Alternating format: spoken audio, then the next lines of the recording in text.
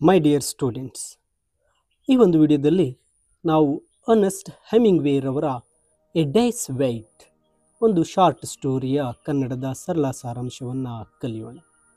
Ernst ಹೆಮಿಂಗ್ವೇರವರ A day's wait ಈ ಒಂದು ಕಥೆಯು ಒಬ್ಬ ಜ್ವರ ಬಂದಿರತಕ್ಕಂತಹ ಮಗ ಮತ್ತು ಆತನ ತಂದೆಯ ನಡೀತಕ್ಕಂತಹ ಒಂದು ಸಣ್ಣ ಕಥೆಯಾಗಿದೆ. ಒಂದು ಡೇ ವೆಯ್ಟ್ ಮಾಡ್ತಕ್ಕಂಥದ್ದು. ಇಲ್ಲಿ ಮಗ ಜ್ವರದಿಂದ ಬಳಲ್ತಾ ಇದ್ದಾನೆ. ತಂದೆ ಆತನ ಆರೈಕೆಗೆ ನಿಂತಿದ್ದಾರೆ. ಆ ಮಗನಿಗೆ ಒಂದು ತಪ್ಪು ಕಲ್ಪನೆ ಬಂದಿರುತ್ತೆ.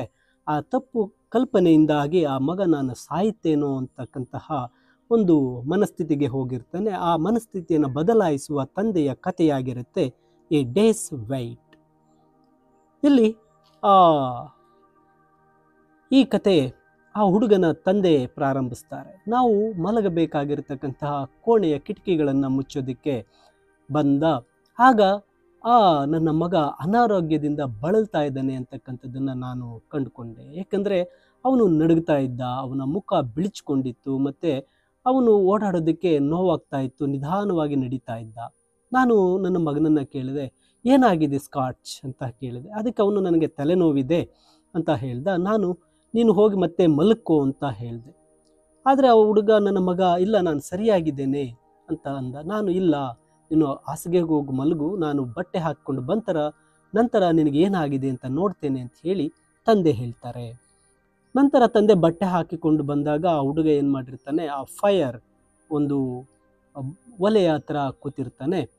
ಆ ಹುಡುಗ ತುಂಬ ಒಂದು ರೀತಿ ಆರೋಗ್ಯ ಸರಿ ಇರೋದಿಲ್ಲ. ಆತ ಅನಾರೋಗ್ಯದಿಂದ ಬಳಲ್ತಾ ಇರ್ತಾನೆ. ಆ ಹುಡುಗ ತುಂಬ ದುಃಖದಲ್ಲಿರ್ತಾನೆ. ಆತನಿಗೆ ಕೇವಲ 9 ವರ್ಷದ ಹುಡುಗನಂತೆ ಕಾಣ್ತಾ ಇರ್ತಾನೆ. ನಂತರ ತಂದೆ ಅವನ ಹಣೆ ಮೇಲೆ ಕೈ ಇಟ್ಟಾಗ ಅವನಿಗೆ ಜ್ವರ ಇರೋದು ಗೊತ್ತಾಗತ್ತೆ. ಆಗ ಮಗನಿಗೆ ಹೇಳ್ತಾರೆ, ನೀನು ಹಾಸಿಗೆಗೆ ಹೋಗಿ ಮಲಗು, ನೀನು ತುಂಬ ಅನಾರೋಗ್ಯದಿಂದ ಬಳಲ್ತಾ ಇದೆಯಾ ಅಂತ ಹೇಳಿದಾಗ ಹುಡುಗ ಇಲ್ಲ ನಾನು ಸರಿಯಾಗಿದ್ದೇನೆ ಅಂತ ಹೇಳ್ತಾನೆ. ನಂತರ ಅವರು ಡಾಕ್ಟರ್ಗೆ ಇನ್ಫಾರ್ಮ್ ಮಾಡ್ತಾರೆ. ಡಾಕ್ಟರ್ ಬಂದು ಆ ಹುಡುಗನ ಒಂದು ಬಾಡಿ ಟೆಂಪ್ರೇಚರನ್ನು ನೋಡ್ತಾರೆ. ಅದು ಎಷ್ಟಿದೆ ಅಂತ ಹೇಳಿ ಆ ಡಾಕ್ಟರನ್ನ ಕೇಳಿದಾಗ ಇದು 102 ಡಿಗ್ರಿಯಷ್ಟು ಈ ಒಂದು ಹುಡುಗನಿಗೆ ಜ್ವರ ಇದೆ ಅಂತ ಹೇಳಿ ಡಾಕ್ಟರ್ ಏನು ಮಾಡ್ತಾರೆ, ಅವರಿಗೆ 3 ರೀತಿಯ ಒಂದು ಕ್ಯಾಪ್ಸೂಲ್ಗಳನ್ನು ಮತ್ತು ಬೇರೆ ಔಷಧಿಗಳನ್ನು ಕೊಡುವ ಹಾಗೆ ಒಂದು ಪ್ರಿಸ್ಕ್ರಿಪ್ಷನನ್ನು ಬರೆದು ಕೊಟ್ಟು ಹೋಗ್ತಾರೆ.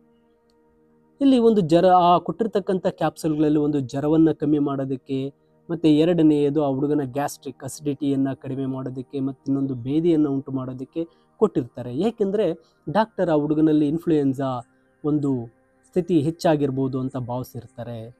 ಇಲ್ಲಿ ಆ ಇನ್ಫ್ಲೂಯೆನ್ಸಾ ಎಲ್ಲರಿಗೂ ಗೊತ್ತಿರೋದೆ. ಅದರ ಜೊತೆಗೆ ಜ್ವರ ಒಂದು 104 ಡಿಗ್ರಿಗಳಿಗಿಂತ ಹೆಚ್ಚಾಗದೇ ಇದ್ದರೆ ಏನು ಚಿಂತಿಸಬೇಕಾಗಿಲ್ಲ ಅಂತೇಳಿ ಡಾಕ್ಟರ್ ಹೇಳಿರ್ತಾರೆ. ಇದು ಒಂದು ರೀತಿ ಒಂದು ಸಾಂಕ್ರಾಮಿಕ ರೋಗ ಆಗಿರುತ್ತೆ. ಮತ್ತು ಇದು ನಿಮೋನಿಯಾ ಆಗದೇ ಇರೋ ರೀತಿ ನಾವು ನೋಡಿಕೊಂಡ್ರೆ ಯಾವುದೇ ಅಪಾಯ ಇಲ್ಲ ಅಂತ ಡಾಕ್ಟರ್ ಹೇಳಿರ್ತಾರೆ. ನಂತರ ಆ ತಂದೆ ಆ ಹುಡುಗನ ರೂಮ್ಗೆ ಬರ್ತಾರೆ. ಆ ಹುಡುಗನ ಒಂದು ಟೆಂಪ್ರೇಚರ್ ಬರೆದಿರ್ತಕ್ಕಂಥ ಕ್ಯಾಪ್ಸೂಲ್ಗಳನ್ನು ಯಾವ ರೀತಿ ಕೊಡಬೇಕು ಅಂತಕ್ಕಂಥ ಸಮಯ ಏನು ಹೇಳಿದರು ಡಾಕ್ಟರ್, ಅದನ್ನೆಲ್ಲ ತಂದೆ ಬರೆದಿಟ್ಕೊಂಡು ಆ ಹುಡುಗನ ಹಾಸಿಗೆ ಪಕ್ಕದಲ್ಲಿ ಕೂತ್ಕೊಂಡು, ಮಗ ನಿನಗಾಗಿ ನಾನೇನಾದರೂ ಓದಲೇ ಅಂತ ಕೇಳಿದಾಗ ಅವನು ಹುಡುಗ ಸರಿ ನಿಮಗೆ ಬೇಕಿದ್ದರೆ ಓದಿ ಅಂತ ಹೇಳ್ತಾರೆ.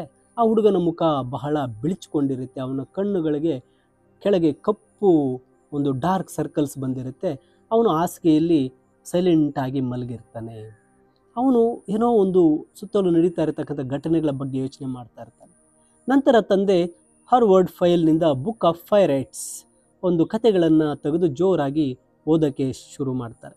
ಆದರೆ ಮಗ ಆ ಓದ್ತಾ ಇರ್ತಕ್ಕಂಥ ಕಥೆಗಳನ್ನು ಕೇಳ್ತಾ ಇರೋದಿಲ್ಲ. ಅದಕ್ಕೆ ತಂದೆ ನಿನಗೇನಾಗಿದೆ ಸ್ಕಾಚ್ ಅಂತ ಮತ್ತೊಮ್ಮೆ ಕೇಳ್ತಾರೆ. ಏನೂ ಆಗಿಲ್ಲ, ನಾನು ಚೆನ್ನಾಗೇ ಇದ್ದೀನಿ ಅಂತ ಹುಡುಗ ಹೇಳ್ತಾನೆ. ಸರಿ, ನಾನು ಇನ್ನೂ ಒಂದು ನಿನಗೆ ಕ್ಯಾಪ್ಸೂಲ್ ಕೊಡಬೇಕು, ಆ ಕ್ಯಾಪ್ಸೂಲ್ ಕೊಡೋವರೆಗೂ ನಾನು ನಿನ್ನ ಈ ಹಾಸಿಗೆ ಬಳಿ ಕುಳಿತುಕೊಂಡು ನಾನು ಓದ್ಕೋತಾ ಇರ್ತೀನಿ, ನನಗಾಗಿ ನಾನು ಓದ್ತೇನೆ ಅಂತ ಹೇಳ್ತಾರೆ. ಅದ್ರ ಜೊತೆಗೆ ನೀನು ಮಲಗಿಬಿಡು, ನಿದ್ದೆ ಮಾಡು ಅಂತ ಹೇಳ್ತಾರೆ. ಆ ರೀತಿ ಹೇಳಿ ಆ ತಂದೆ ಏನು ಮಾಡ್ತಾರೆ, ಓದ್ತಾ ಇರ್ತಾರೆ. ಆದರೆ ಮಗ ಏನು ಮಾಡ್ತಾನೆ, ಮಲಗೋದಿಲ್ಲ. ಅವನ ಒಂದು ಬೆಡ್ನ ಕಾಲಿನ ಕಡೆಗೆ ಒಂದು ವಿಚಿತ್ರವಾಗಿ ನೋಡ್ತಾ ಇರ್ತಾನೆ.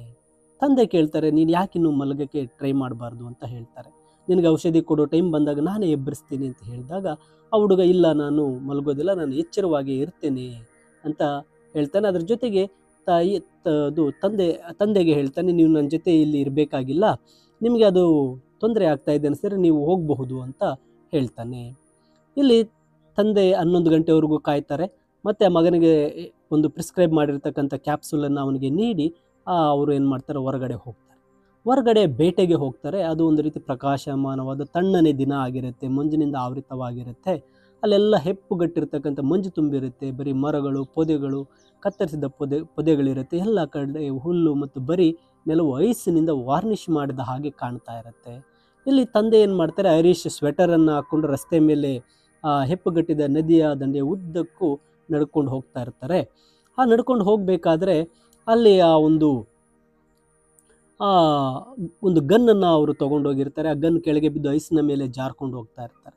ನಂತರ ಅವರು ಅಲ್ಲೇ ಒಂದು ಎತ್ತರದ ಜೇಡಿ ಮಣ್ಣಿನ ಕೆಳಗೆ ಪೊದೆಗಳ ಮೇಲೆ ಒಂದು ಕ್ವೀಲ್ ಗುಂಪನ್ನು ನೋಡ್ತಾರೆ. ಆ ಕ್ವೀಲ್ ಗುಂಪಿನ ಕಡೆ ನೋಡಿ ಅವ್ರು ಏನು ಮಾಡ್ತಾರೆ, ಆ ಒಂದು ಕ್ವೀಲ್ಗಳಿಗೆ ಗನ್ನಿಂದ ಶೂಟ್ ಮಾಡ್ತಾರೆ. ಅದರಲ್ಲಿ 2 ಕ್ವೀಲ್ಗಳನ್ನು ಹಿಡಿತಾರೆ. ಇನ್ನು 5 ಏನು ಮಾಡ್ತಾವೆ, ಅಲ್ಲಿಂದ ತಪ್ಪಿಸಿಕೊಂಡು ಓಡಿ ಹೋಗ್ತವೆ. ಅವರು ಏನು ಅಂದ್ಕೋತಾರೆ, ತಪ್ಪಿಸಿಕೊಂಡಿರ್ತಕ್ಕಂಥವು ಇನ್ನೊಂದು ದಿವಸ ನಾವು ಬೇಟೆ ಆಡ್ಬೋದು ಅಂತ ಹೇಳಿ ಅವ್ರು ಅಂದ್ಕೋತಾರೆ. ಅವರ ಮನೆ ಹತ್ತಿರದಲ್ಲೇ ಆ ಒಂದು ಕ್ವೀಲ್ ಹಿಂಡನ್ನು ನೋಡಿದ್ರಿಂದ ಅವರಿಗೆ ಸಂತೋಷನೂ ಆಗುತ್ತೆ. ನಂತರ ಅವರು ಮನೆಗೆ ಹಿಂತಿರುಗಿ ಬರ್ತಾರೆ. ಹಿಂತಿರುಗಿ ಬಂದಾಗ ಆ ಮಗ ಏನು ಮನೆಯಲ್ಲಿ ಮಲಗಿರ್ತಾನೆ ಕೋಣೆಯಲ್ಲಿ, ಅವನು ಯಾರನ್ನೂ ಸಹ ಕೋಣೆ ಒಳಗಡೆ, ಅವರ ರೂಮ್ ಒಳಗಡೆ ಬಿಟ್ಟಿರೋದಿಲ್ಲ. ಅಲ್ಲಿ ನೀವು ಈ ರೂಮ್ಗೆ ಬರೋದಕ್ಕೆ ಸಾಧ್ಯ ಇಲ್ಲ ಅಂತ ಹೇಳ್ತಾನೆ. ನಂತರ ತಂದೆ ಏನು ಮಾಡ್ತಾರೆ, ಅವನ ಬಳಿಗೆ ಹೋಗ್ತಾರೆ, ಮಗನ ಬಳಿಗೆ ಹೋಗ್ತಾರೆ. ಹೋಗಿ ನೋಡಿದಾಗ ಅವನ ಮುಖ ಎಲ್ಲ ಬಿಳಿಯಾಗಿ ಬಿಳಿಚಿಕೊಂಡಿರುತ್ತೆ. ಆ ಒಂದು ಮಗನ ಕೆನ್ನೆಗಳ ಮೇಲೆ ಆ ಜ್ವರದಿಂದ ಕೆನ್ನೆಗಳೆಲ್ಲ ಕೆಂಪಾಗ್ಬಿಟ್ಟಿರುತ್ತೆ. ಹಾಸಿಗೆಯ ಕಾಲಿನ ಬಳಿ ಅವನು ಏನೋ ನೋಡ್ತಾ ಇರ್ತಾನೆ. ನೋಡ್ತಾ ಇದ್ದಂತೆ ಅವನು ಕೇಳ್ತಾನೆ, ನನ್ನ ಬಾಡಿ ಟೆಂಪ್ರೇಚರ್ ಅಳತೆ ಮಾಡ್ಕೋತಾನೆ, ಅದು ಎಷ್ಟಿದೆ ಅಂತ ಕೇಳ್ತಾನೆ. ಅದು ಸುಮಾರು 100, 102 ಅಥವಾ 102 ಮತ್ತು 4/10 ಭಾಗ, ಅಂದರೆ 102 ಇದೆ ಅಂತ ಹೇಳ್ತಾನೆ. ಅದು 102 ಆಗಿತ್ತು ಅಂತ ಹೇಳ್ತಾರೆ. ಡಾಕ್ಟರ್ ನಿನ್ನೆ ನಿನ್ನ ಒಂದು ಬಾಡಿ ಟೆಂಪರೇಚರ್ ಸರಿಯಾಗಿದೆ ಅಂತ ಹೇಳಿದ್ದಾರೆ ಅಂತ ಹೇಳ್ತಾರೆ. ಅದರ ಬಗ್ಗೆ ನೀನು ಚಿಂತೆ ಮಾಡಬೇಕಾಗಿಲ್ಲ ಅಂತ ತಂದೆ ಹೇಳ್ತಾರೆ. ಆಗ ಮಗ ಹೇಳ್ತಾನೆ, ನಾನು ಚಿಂತಿಸೋದಿಲ್ಲ, ಆದರೆ ಈ ಒಂದು ಜ್ವರದಲ್ಲಿ ನಾನು ನಿಜವಾಗ್ಲೂ ಬದುಕ್ತೀನಾ, ನಾನು ಸತ್ತೋಗ್ಬಹುದಲ್ಲ ಅಂತ ಹೇಳ್ತಾನೆ. ಆಗ ತಂದೆ, ಯಾಕೆ ನೀನು ಈ ರೀತಿ ಯೋಚನೆ ಮಾಡ್ತಾ ಇದೀಯಾ ಅಂತ ಕೇಳಿದಾಗ ಮಗ ಹೇಳ್ತಾನೆ, ನಾನು ಈ ಒಂದು ಟೆಂಪ್ರೇಚರ್ ಬಗ್ಗೆ ಕೇಳಿದ್ದೇನೆ, 44ರಷ್ಟು ಟೆಂಪ್ರೇಚರ್ ಡಿಗ್ರಿಗಳಷ್ಟು ಟೆಂಪ್ರೇಚರ್ ಬಂದರೆ ಯಾವುದೇ ವ್ಯಕ್ತಿ ಬದುಕೋದಕ್ಕೆ ಸಾಧ್ಯ ಇಲ್ಲ ಅಂಥೇಳಿ ಫ್ರಾನ್ಸ್ನಲ್ಲಿನ ಒಂದು ಸ್ಕೂಲ್ನ ಹುಡುಗರು ಹೇಳಿದ್ದಾರೆ ಅಂತ ಹೇಳ್ತಾನೆ. ಈಗ ನನಗೆ ನೋಡಿದರೆ 102 ಡಿಗ್ರಿಯಷ್ಟು ಜ್ವರ ಕಾಯ್ತಾ ಇದೆ. 44 ಡಿಗ್ರಿ ಬಂದ್ರೇ ಯಾವುದೇ ವ್ಯಕ್ತಿ ಬದುಕಲ್ಲ, ನನಗೆ 102 ಇದೆ, ನಾನು ಬದುಕೋದು ಸಾಧ್ಯವಿಲ್ಲ, ನಾನು ಸಾಯುವ ದಿನಕ್ಕಾಗಿ ಕಾಯ್ತಾ ಇದ್ದೇನೆ, ಬೆಳಗ್ಗೆ 9 ಗಂಟೆಯಿಂದ ಅಂತ ಹೇಳ್ತಾನೆ.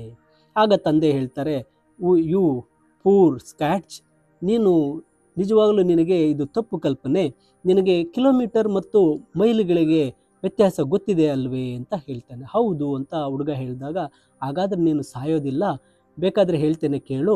ಆ ಒಂದು ಫ್ರಾನ್ಸ್ನಲ್ಲಿ ಹೇಳಿರ್ತಕ್ಕಂಥ ಹುಡುಗರು ಹೇಳ್ತಕ್ಕಂಥ ಥರ್ಮಾಮೀಟರ್ ಬೇರೆ, ಅದರಲ್ಲಿ ಸಾಮಾನ್ಯ ತಾಪಮಾನ ಟೆಂಪ್ರೇಚರ್ 37 ಇರುತ್ತೆ, ಅದು ಹೈಯೆಸ್ಟ್ ಅವರು 44 ಬಗ್ಗೆ ಮಾತಾಡ್ತಾ ಇದ್ದಾರೆ.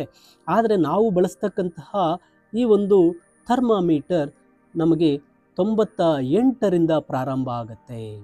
ಅವರ ಥರ್ಮಾಮೀಟರ್ನಲ್ಲಿ 37ರಿಂದ ಅದು ಸಾಮಾನ್ಯ ಒಂದು ನಾರ್ಮಲ್ ಟೆಂಪ್ರೇಚರ್. ಆದರೆ ನಾವು ಬಳಸ್ತಕ್ಕಂತಹ ಥರ್ಮಾಮೀಟರಲ್ಲಿ ಸಾಮಾನ್ಯ ವ್ಯಕ್ತಿಯ ಟೆಂಪ್ರೇಚರ್ 98 ಇರುತ್ತೆ. ಈಗ ನಿನಗೆ ಕೇವಲ 98ರಿಂದ 102 ಅಂದಾಗ ಕೇವಲ 4 ಡಿಗ್ರಿಯಷ್ಟು ಮಾತ್ರವೇ ನಿನಗೆ ಜ್ವರ ಹೆಚ್ಚಾಗಿದೆ. ಇಲ್ಲಿ 98 ಒಂದು ಸಾಮಾನ್ಯ ಟೆಂಪ್ರೇಚರ್, ಅಂದರೆ ನಾರ್ಮಲ್ ಟೆಂಪ್ರೇಚರ್ ನಮಗೆ ಅಂತ ಹೇಳ್ತಾರೆ. ಆಗ ಹುಡುಗನಿಗೆ ಒಂದು ರೀತಿ ಅರ್ಥ ಆಗುತ್ತೆ, ಓಹೋ, ಅಲ್ಲಿ 37ರಿಂದ 44 ಬೇರೆ, ಅಲ್ಲಿ 37, 44 ಥರ್ಮಾಮೀಟರ್, ಆ ಥರ್ಮಾಮೀಟರ್ ಬೇರೆ, ನಾವು ಬಳಸಿರ್ತಕ್ಕಂಥ ಥರ್ಮಾಮೀಟರ್ 98ರಿಂದ ಪ್ರಾರಂಭ ಆಗೋದ್ರಿಂದ ನನಗೇನು ಆಗೋದಿಲ್ಲ ಅಂತ ಹೇಳಿ ಆ ಹುಡುಗ ಏನು ಮಾಡ್ತಾನೆ, ಧೈರ್ಯವನ್ನು ತಂದುಕೊಳ್ತಾನೆ. ಅಂದರೆ ತಂದೆ ಆತನಿಗೆ ಮಗನಿಗೆ ವಿವರಣೆಯನ್ನು ನೀಡ್ತಾರೆ. ನಾವು ಕಾರಿನಲ್ಲಿ 70 ಕಿಲೋಮೀಟರ್ಗಳಷ್ಟು ಹೋದಾಗ ಏನಾಗುತ್ತೆ ನಿನಗೆ ಗೊತ್ತಿದೆ ಅಲ್ವೇ ಅಂತ ಹೇಳಿದಾಗ ಅವನು ಹೋ ಅಂತ ಹೇಳ್ತಾನೆ. ನಂತರ ಅವನು ಕಾಲಿನ ಬಳಿ ತನ್ನ ನೋಟವನ್ನು ನಿಧಾನವಾಗಿ ಬಿಡ್ತಾನೆ, ಕಾಲ ಕಡೆ ನೋಡೋದನ್ನು ಬಿಡ್ತಾನೆ, ಮತ್ತು ತನ್ನ ಒಂದು ಮೇಲಿದ್ದಂತಹ ಹಿಡಿತವನ್ನು ಸಡಿಲಗೊಳಿಸ್ತಾನೆ. ನಂತರ ಅವನು ಮಾರನೇ ದಿನ ಆತ ಒಂದು ರೀತಿಯಾಗಿ ಜ್ವರದಿಂದ ಚೇತರಿಸ್ಕೊಂಡಿರ್ತಾನೆ. ಆತ ಜ್ವರದಿಂದ ಸಂಪೂರ್ಣವಾಗಿ ಚೇತರಿಸ್ಕೊಂಡು ಆ ಸಣ್ಣ ಪ್ರಾಮುಖ್ಯತೆ ಇಲ್ಲದೆ ಇರ್ತಕ್ಕಂಥ ಸಣ್ಣ ವಿಷಯಗಳಿಗೆ ಬಹಳ ಸುಲಭವಾಗಿ ನಾವು ಈ ರೀತಿ ಯೋಚನೆ ಮಾಡೋದು ತಪ್ಪು ಅಂತಕ್ಕಂಥದ್ದನ್ನು ಅರ್ಥ ಮಾಡ್ಕೋತಾನೆ. ಈ ರೀತಿಯಾಗಿ ತಂದೆ ಆ ಮಗನಿಗೆ ಥರ್ಮಾಮೀಟರ್ 37ರಿಂದ ಪ್ರಾರಂಭ ಆಗುವ ಥರ್ಮಾಮೀಟರ್ ಹಾಗೂ 98ರಿಂದ ಪ್ರಾರಂಭ ಆಗುವ ಥರ್ಮಾಮೀಟರ್ಗಳ ಒಂದು ವ್ಯತ್ಯಾಸವನ್ನು ತಿಳಿಸಿ ಆ ಮಗನ ಒಂದು ಮನಸ್ಸಿನಲ್ಲಿರ್ತಕ್ಕಂಥ ಸಾಯುವ ದುಃಖವನ್ನು ಹೋಗಲಾಡಿಸ್ತಾರೆ. ಈ ರೀತಿಯಾಗಿ ಈ ಕತೆ a day's wait by Ernest ಹೆಮಿಂಗ್ವೇರವರ ಕತೆ ಕೊನೆಗೊಳ್ಳುತ್ತೆ. ಮೈ ಡಿಯರ್ ಸ್ಟೂಡೆಂಟ್ಸ್, ಇದು ಕನ್ನಡದಲ್ಲಿ ಸರಳವಾಗಿ ತಿಳಿಸಿರ್ತೇನೆ. ಇದರ ಇಂಗ್ಲೀಷ್ ಸಮರಿಯ PDF ವಿಡಿಯೋದ ಡಿಸ್ಕ್ರಿಪ್ಷನ್ನಲ್ಲಿದೆ, ನೀವು ಡೌನ್ಲೋಡ್ ಮಾಡಿಕೊಳ್ಬಹುದು. ಹೆಚ್ಚಿನ ವಿಡಿಯೋಗಳಿಗಾಗಿ ಲರ್ನ್ ಈಸಿಲಿ ಚಾನಲ್ಗೆ ಸಬ್ಸ್ಕ್ರೈಬ್ ಮಾಡ್ಕೊಂಡಿರಿ ಅಂತ ಹೇಳ್ತಾ thank you for watching this video.